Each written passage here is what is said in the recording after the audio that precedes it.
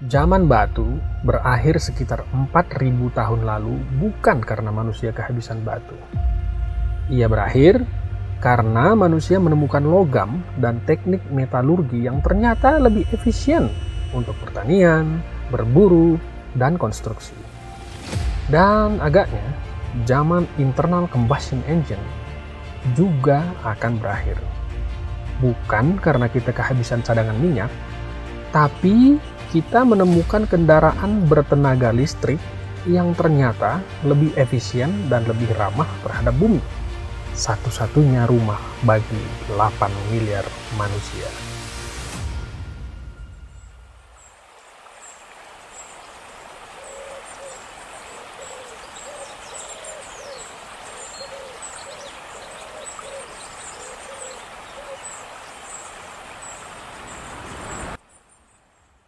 Saat saya ngomong era internal combustion engine akan berakhir, mungkin terdengar berlebihan. Tapi, saya hanya menyampaikan fakta. Pemimpin global sudah berkomitmen untuk net zero emission pada tahun 2050.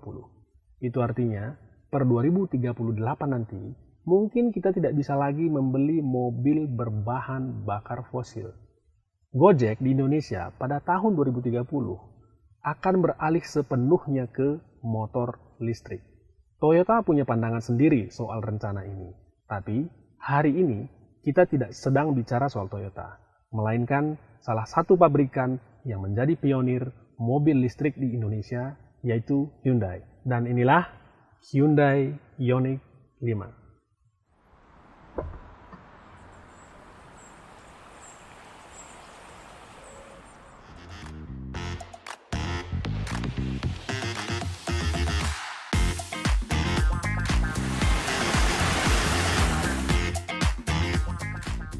Kayaknya sekarang ini banyak orang yang benar-benar tertarik gitu untuk beralih ke mobil listrik. Cuman mereka butuh dorongan ekstra untuk benar-benar beralih. Salah satu dorongan itu misalnya ketersediaan mobil listrik yang lebih affordable di angka 300 jutaan misalnya. Ya memang sekarang ada Wuling REV, cuman kan kita tahu itu mobil untuk perkotaan ya. Kalau ada mobil listrik 300 jutaan yang sebesar Ioniq 5 ini yang nyaman dipakai keluar kota bersama keluarga, saya yakin orang akan benar-benar terdorong untuk beralih ke mobil listrik. Yang kedua adalah ketersediaan infrastruktur pengisian ulang baterai ya. Dan itu nggak hanya di Jabodetabek, tapi juga kota-kota besar lain di seluruh provinsi di Indonesia gitu. Karena kita tahu kan, orang kalau beli mobil listrik tuh ada kekhawatiran. Gimana kalau tiba-tiba mobilnya mogok di tengah jalan kan gitu ya. Itu yang orang khawatirkan dan itu yang disebut juga sebagai range anxiety.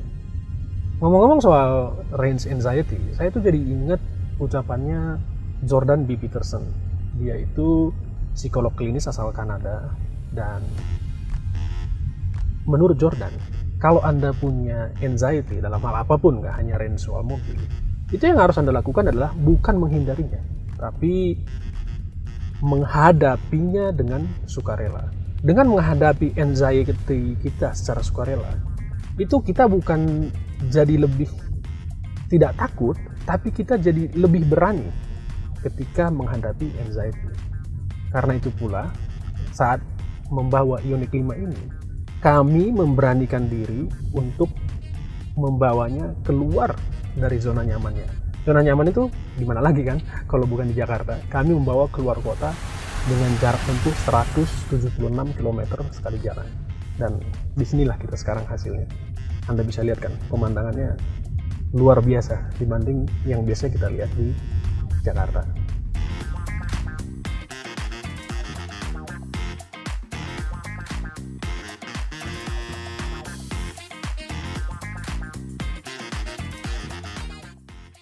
Hal pertama yang menarik dari Hyundai Ioniq 5 ini adalah apalagi kalau bukan desainnya yang retro modern.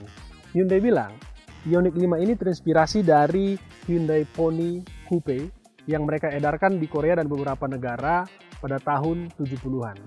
Nah, dan lampunya ini desainnya pixelated.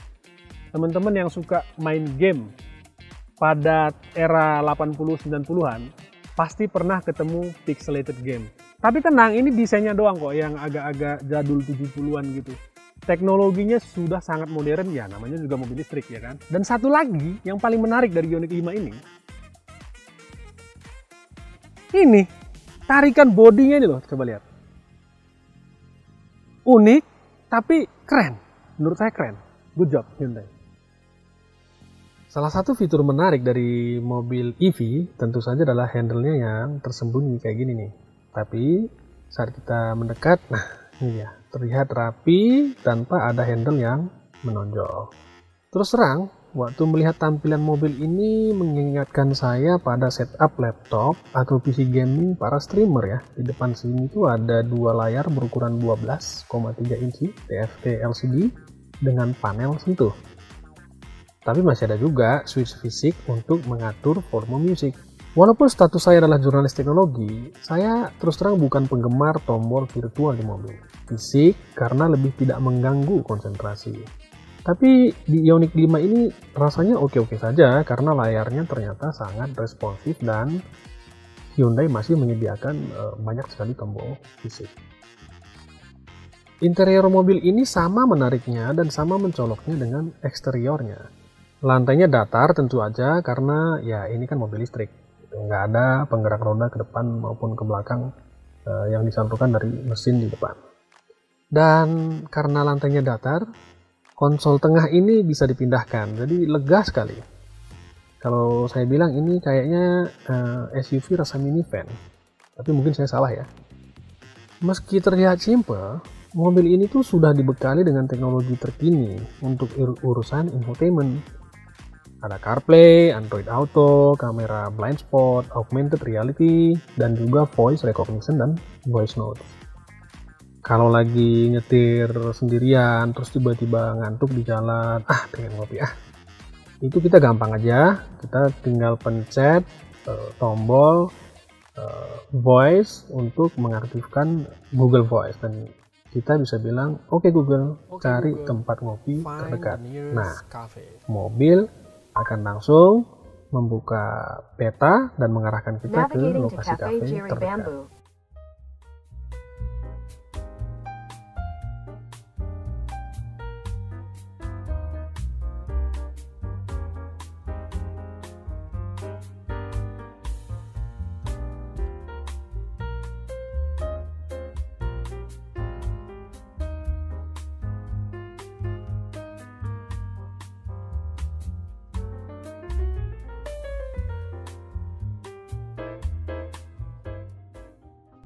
Saya sudah pakai Hyundai Ioniq 5 ini selama 5 hari dan salah satu yang paling saya suka itu bantingan suspensinya itu empuk karakternya. Jadi terlihat bahwa engineer Hyundai itu merancang mobil ini untuk keluarga sebenarnya. Jadi karakter suspensinya itu cenderung empuk. Joknya juga empuk banget. Di depan bahkan ada pemanas dan pendingin jok. Mungkin teman-teman sudah tahu karena sudah banyak banget jurnalis otomotif yang bahas sebenarnya ya kan. Yang berikutnya, untuk security sudah pasti Hyundai mengikuti tren global melengkapi Ioniq 5 ini dengan banyak sekali fitur keselamatan, mulai dari adaptive cruise control, kemudian ada lane keep assist dan juga emergency braking system. Dan ada juga kamera 360, jadi saat kita mau berbelok di jalan yang sempit misalnya, itu ada panduan yang memudahkan kita untuk memantau daerah sekitar supaya kita nggak sampai nabrak atau mentok. Khusus soal emergency braking system, pengalaman saya ini agak sedikit perlu adaptasi kalau saya bilang ya. Adaptasinya itu apa? Kita perlu beradaptasi kalau misalnya kita mau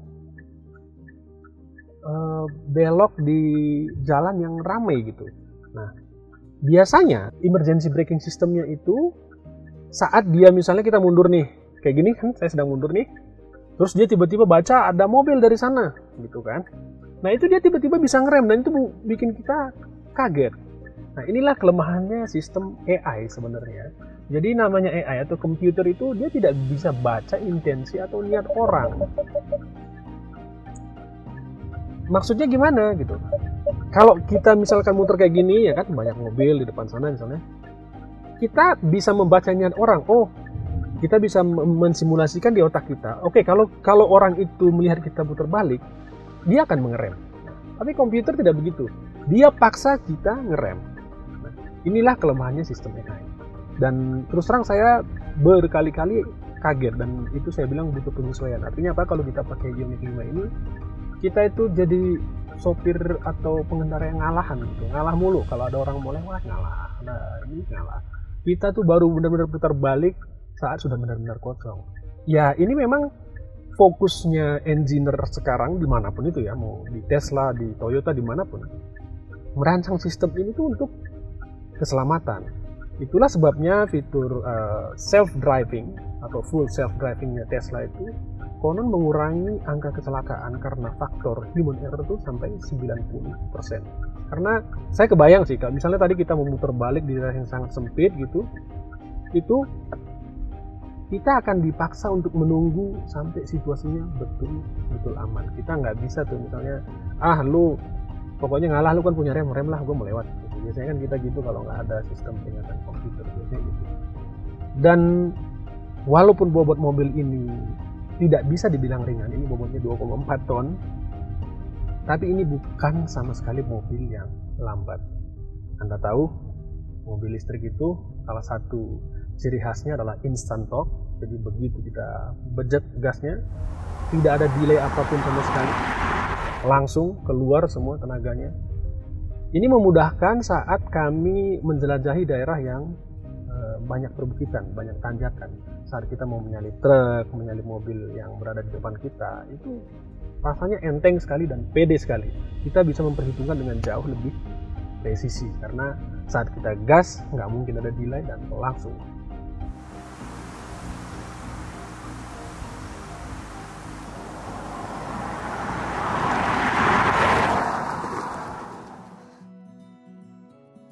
Ioniq 5 ini juga udah didukung sama fitur Advanced Driver Assistance System atau ADAS. Ini bukan istilah yang asing kalau teman-teman senang ngikutin review mobil. Tapi dari jurnalis teknologi, saya bisa menyampaikan bahwa fitur ADAS-nya ini masih pada level 1 sebenarnya. Jadi yang level 2 di dunia ini itu sebenarnya hanya ada di Tesla. Tesla bahkan levelnya sudah mendekati level 3, yang itu mereka nyebutnya full driving system beta. Jadi saat ini masih pada versi beta. Ngomong-ngomong soal Tesla, mereka menawarkan 3 tingkat teknologi: basic autopilot, enhanced autopilot, dan full self-driving. Kedepan, tantangan yang dihadapi Hyundai dan semua pabrikan mobil sebenarnya adalah pengembangan software. Kenapa saya bilang gitu? Tesla itu sudah memulai duluan integrasi antara software dan hardware yang sangat serius di seluruh mobilnya. Sehingga mobil-mobil Tesla itu selain disebut mobil, biasanya disebut juga sebagai robot yang punya 4 roda. Itu saking canggihnya. Dan terbukti investasi serius Tesla di pengembangan software ini ternyata juga bukan cuma membuang-buang duit perusahaan, tapi pada akhirnya menjadi revenue stream yang baru buat perusahaan. Saat ini kalau teman-teman ngikutin berita, Tesla FSD Beta itu dikenakan biaya berlangganan 3 juta per bulan. Bayangin, suatu saat misalnya Hyundai punya sistem self-driving yang sangat canggih, dan itu sifatnya opsional. Konsumen bisa memilih untuk berlangganan, bisa juga nggak berlangganan. Ini kan artinya mobil listrik yang mereka hasilkan juga akan tetap menjadi sumber pendapatan melalui jualan software. Anda mungkin penasaran, apa sih gunanya pengembangan software canggih-canggih? Jawabannya simpel aja sebenarnya, satu, yaitu safety. Ioniq 5 yang saya pakai ini adalah varian Signature Long Range. Kapasitas baterainya itu 72,6 kWh, dan menurut Hyundai dia bisa menempuh jarak 451 km. Dan itu pun sebetulnya kalau pengalaman kami bisa bertambah, karena Ioniq 5 ini sudah dilengkapi iPedal namanya, yaitu pengoperasian mobil hanya dengan pedal gas.